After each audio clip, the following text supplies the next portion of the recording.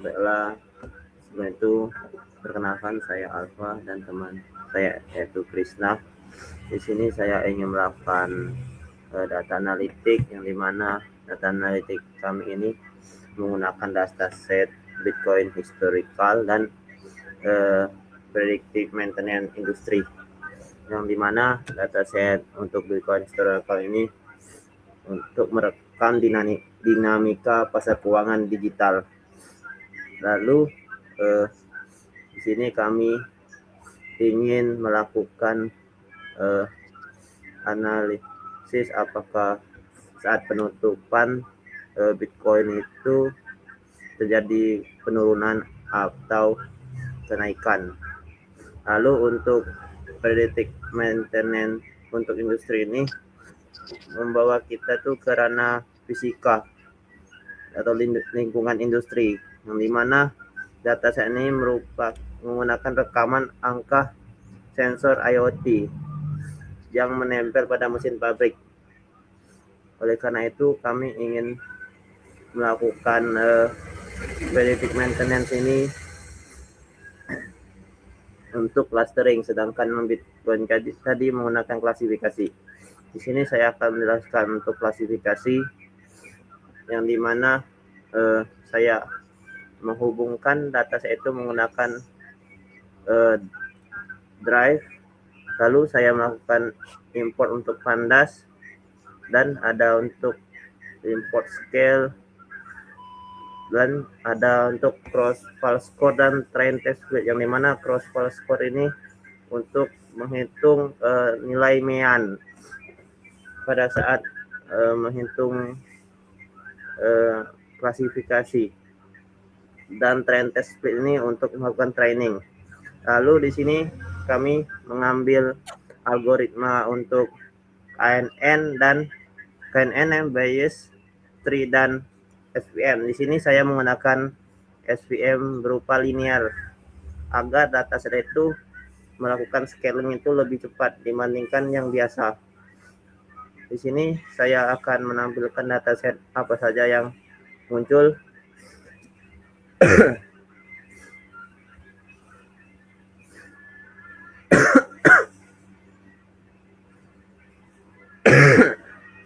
Nah, di sini terdapat ada open, high, low, close, dan volume.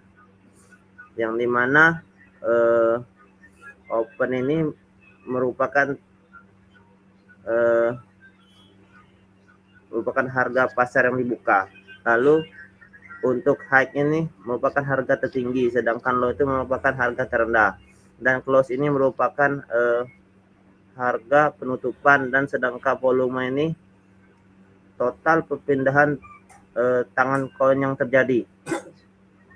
Jadi dari sini saya melakukan untuk target itu saya ubah nama dari close ini menjadi target arah harga, dan di sini saya buatkan angka menjadi 1 atau 0. Lalu saya melakukan pemisahan fitur dan target, yang dimana fitur ini terdapat open, high, low, dan volume, sedangkan untuk target sendiri itu terdapat dengan nama target arah harga. Lalu di sini saya akan jalankan kedua ini. Setelah itu saya melakukan scaling untuk dari data tersebut agar datanya itu tidak berbeda jauh atau terdapat angka yang sangat jauh dari besar tiba-tiba kecil ada itu. Lalu kita akan melakukan scaling.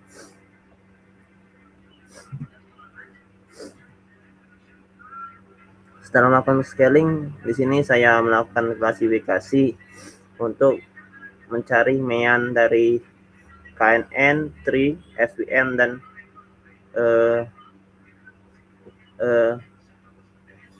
Math Bayes. Di sini saya akan menjalankan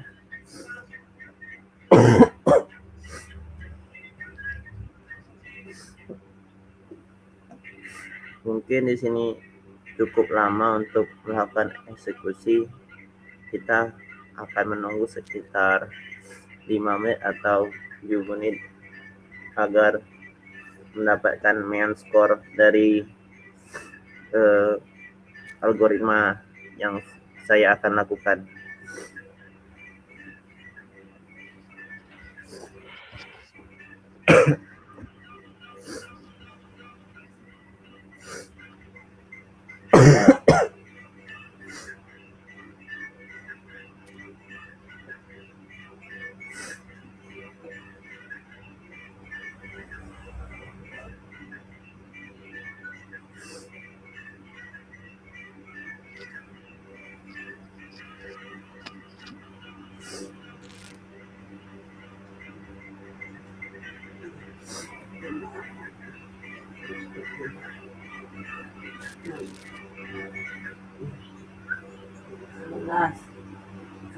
Sebelas, satu,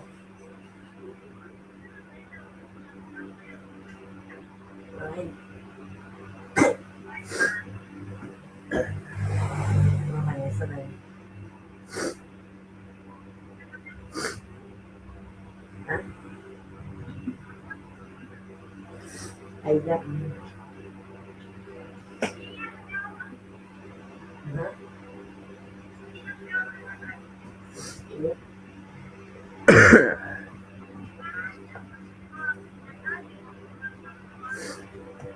Apa namanya?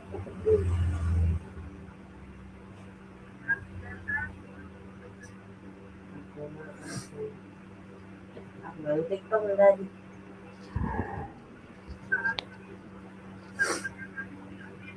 Ada yang benar TikTok. Tidak.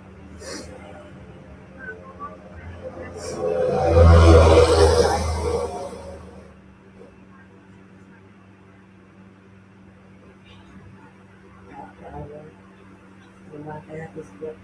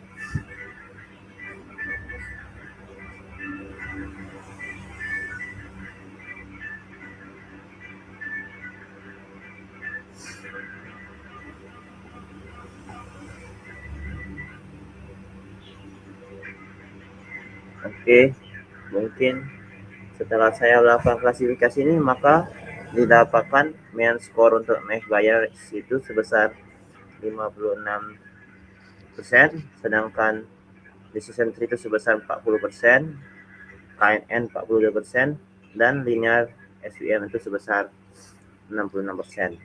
Nah, dari sini kita dapatkan bahwa mean score tertinggi ini terdapat pada linear SVM. Oleh karena itu, kami akan lakukan training untuk linear SVM. Di sini kami misalkan untuk variabel X-train dan test. Lalu untuk Y-train dan Y-test. Lalu menggunakan import dari import tadi menggunakan train test split. Lalu mengambil untuk variabel X yang telah di scale, lalu memanggil Y dengan text size itu sebesar 0.2 dan random state 42 itu agar datanya itu kita acak atau berubah-berubah. Lalu di sini kita akan jalankan trainingnya.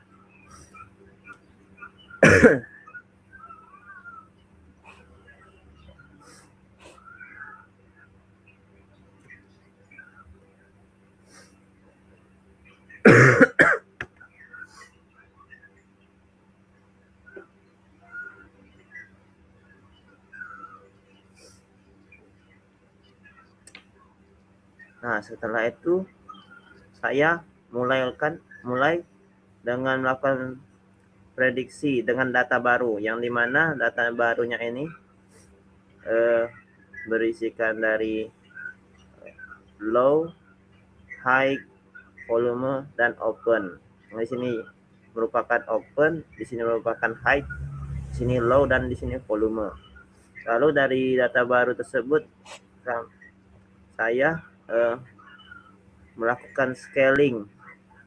Setelah melakukan scaling tersebut, saya mulai melakukan prediksi dari scaling tersebut. Apakah untuk close-nya nanti akan naik atau turun. Di sini saya akan jalankan apakah akan terjadi nilainya 1 atau nilai 0.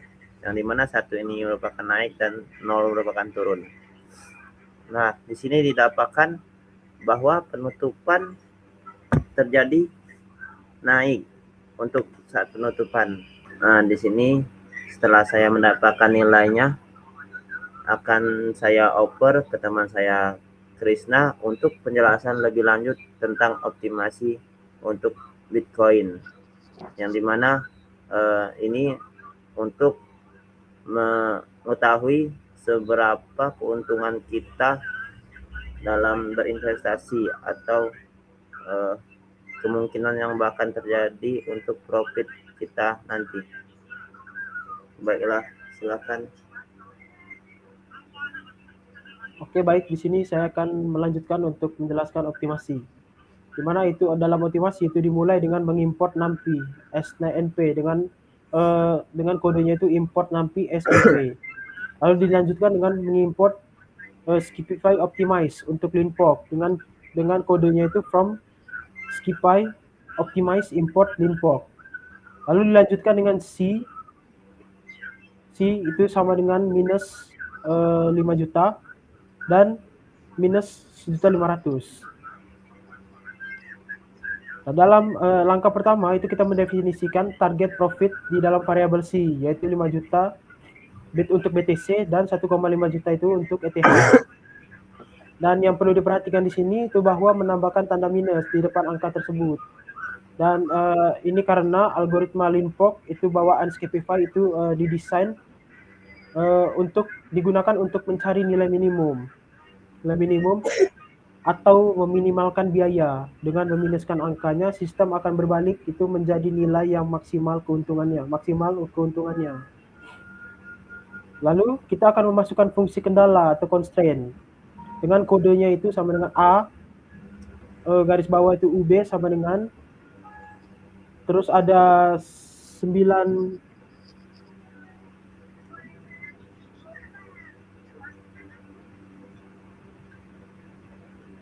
ada 900 juta, dan ada angka 500 juta, lalu ada 1,0 dan 0,1. Lalu ada kode yaitu B garis bawah UB, itu sama dengan berapa itu?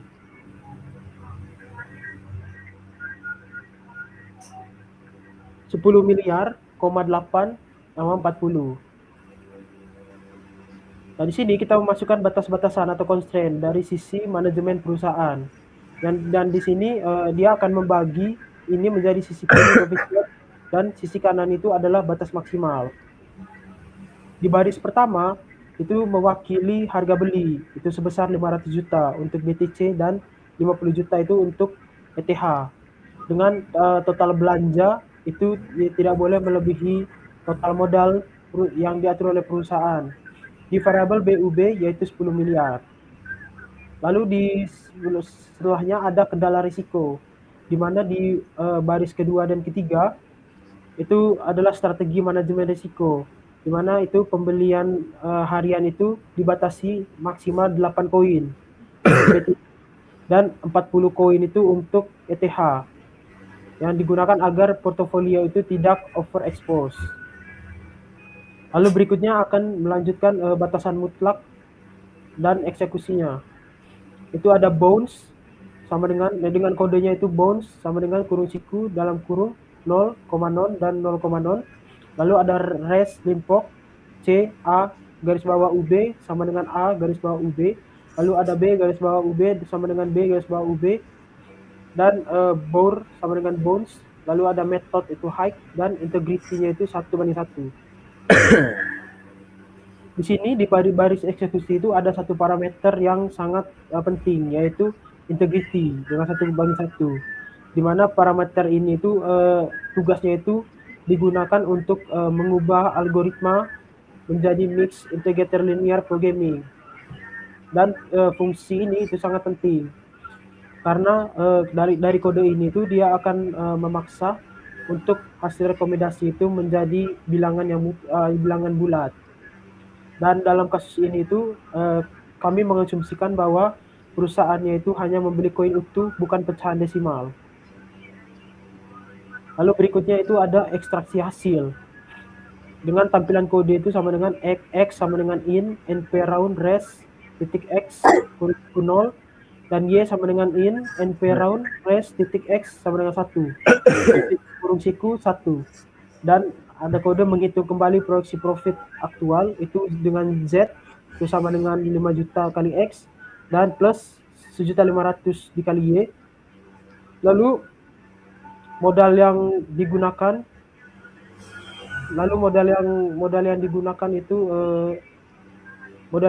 itu sama dengan 900 juta dikali X plus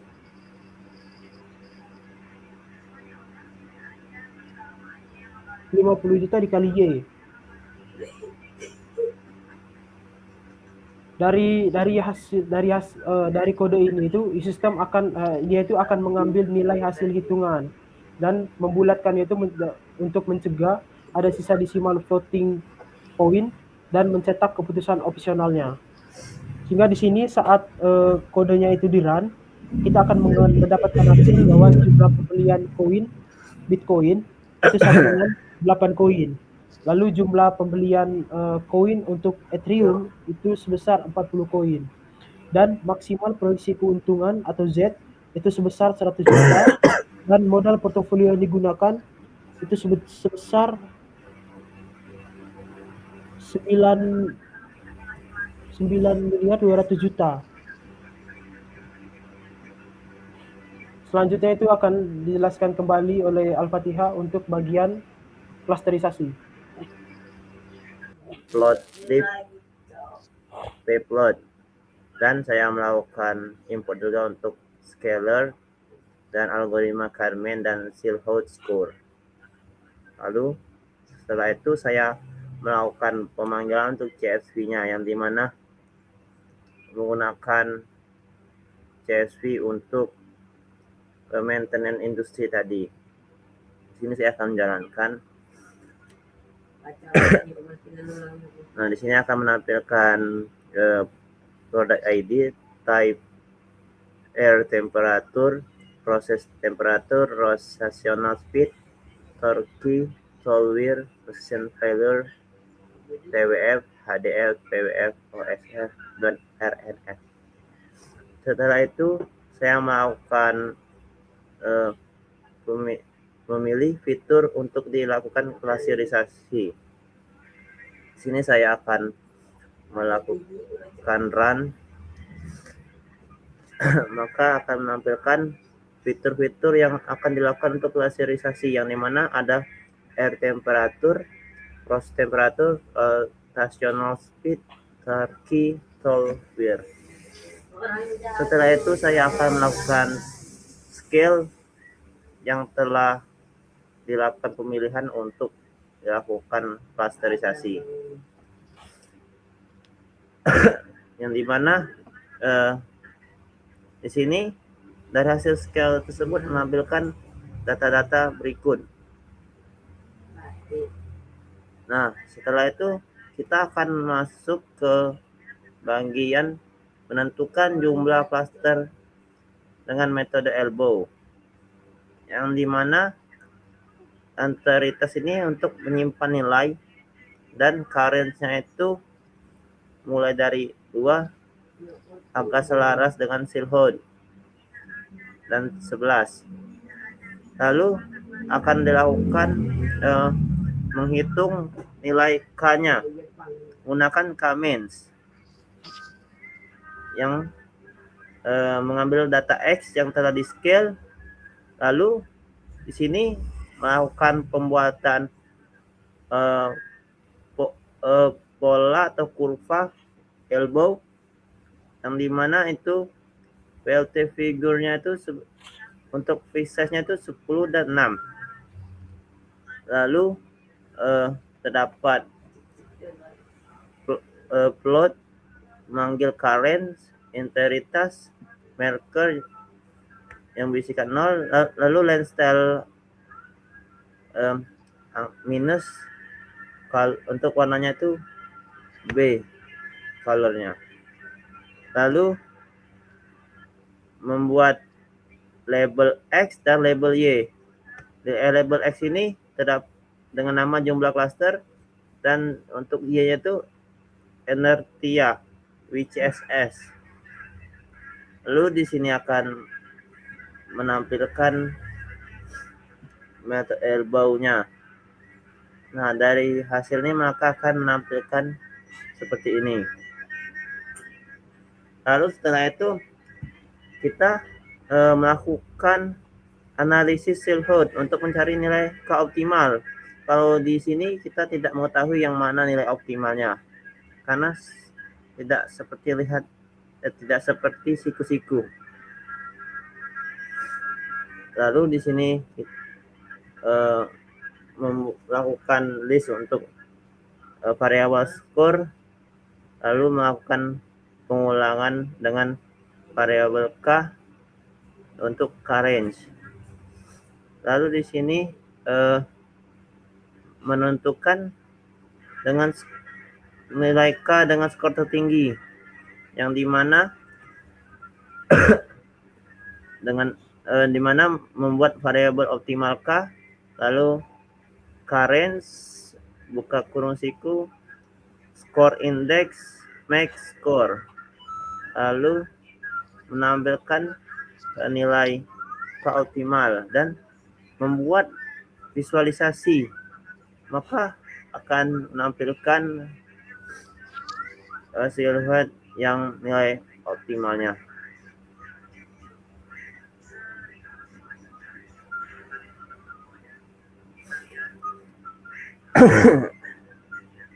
Nah, di sini didapatkan nilai optimal K-nya itu adalah 3 dengan skor 0,2662. Lalu setelah dapatkan dari nilai optimalnya, kita melakukan training untuk melatih model K-means, yang dimana setelah itu lakukan scale untuk kolom cluster dan menampilkan cluster atau pengelompokan grup yang akan nanti ditampilkan. Mungkin ini terdapat klaster 1 dan 1, 2 dan 3. Mungkin untuk penjelasan lebih lanjut akan dilakukan teman saya Krisna untuk melakukan rekomendasi dari klaster ini. Oke, saya Baiklah, berikutnya saya akan menjelaskan bagian optimasi terlebih dahulu dari bagian klasterisasi. Di mana dari kode klasterisasi itu optimasinya itu dimulai dari scaling. Mungkin teman saya bisa menampilkan data bagian scaling.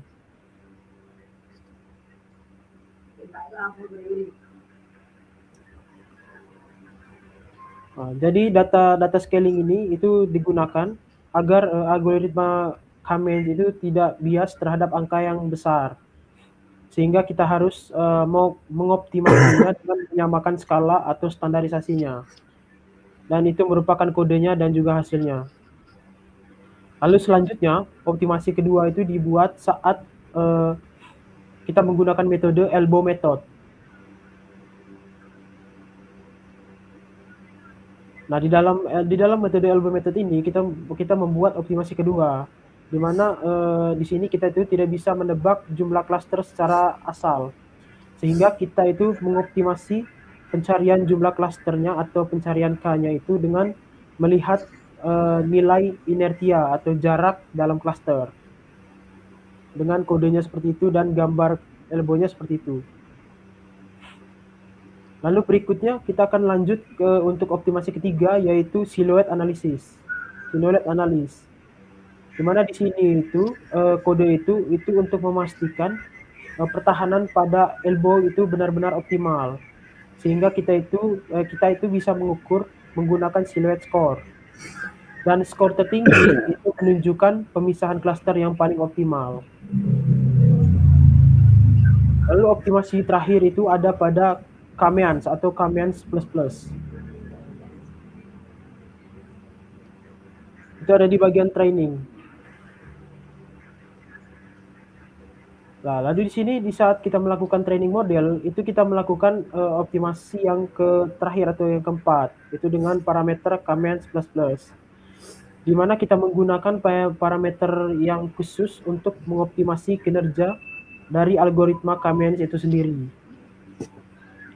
Dengan kodenya itu ada final K-means sama dengan K-means itu n cluster sama dengan optimal K, init K-means plus, n init sama dengan 10 dan random state-nya 42. Selanjutnya itu saya akan menjelaskan untuk bagian rekomendasi. Dari data yang sudah ditampilkan pada bagian training, itu terdapat cluster 0, cluster 1, dan juga cluster 2. Di mana untuk cluster 0 itu merupakan kumpulan mesin yang suhunya itu rata-rata paling panas dan tingkat keausan alat potong tertinggi, sekitar 110 menit. Lalu kami merekomendasikan bahwa segera jadwalkan perawatan sistem pendingin dan prioritaskan penggantian alat atau tool replacement untuk mesin di klaster ini agar terhindar dari kerusakan fatal secara mendadak. Lalu selanjutnya itu ada klaster 1, di mana di sini itu merupakan kumpulan mesin yang stabil dan normal. Di mana di kumpulan ini mesinnya itu beroperasi di suhu yang rendah dan juga tingkat untuk keausannya itu juga paling kecil. Dan kami merekomendasikan bahwa mesin yang paling sehat itu alokasikan beban produksi utama itu ke kelompok yang mesinnya itu sehat atau di klaster 1. Sehingga risiko berhentinya operasi itu sangat minim dan perawatannya juga cukup mengikuti SOP standar. Lalu untuk klaster terakhir, yaitu klaster 2, itu merupakan kumpulan mesin dengan putaran cepat dan torsi yang rendah. Jadi di kumpulan mesin di sini, di klaster 2, itu putaran mesinnya itu sangat tinggi, mencapai rata-rata 1797 RPM. Tetapi torsi atau bebannya itu sangat rendah. Jadi kami merekomendasikan untuk segera melakukan pengecekan mekanis. Itu terkhusus itu di kalibrasi beban atau komponen transmisi seperti sabuk atau belt. Dan putaran tinggi tanpa beban itu karena putaran tinggi tanpa beban itu bisa berarti mesin itu tidak memotong atau memproses material sebagaimana mestinya.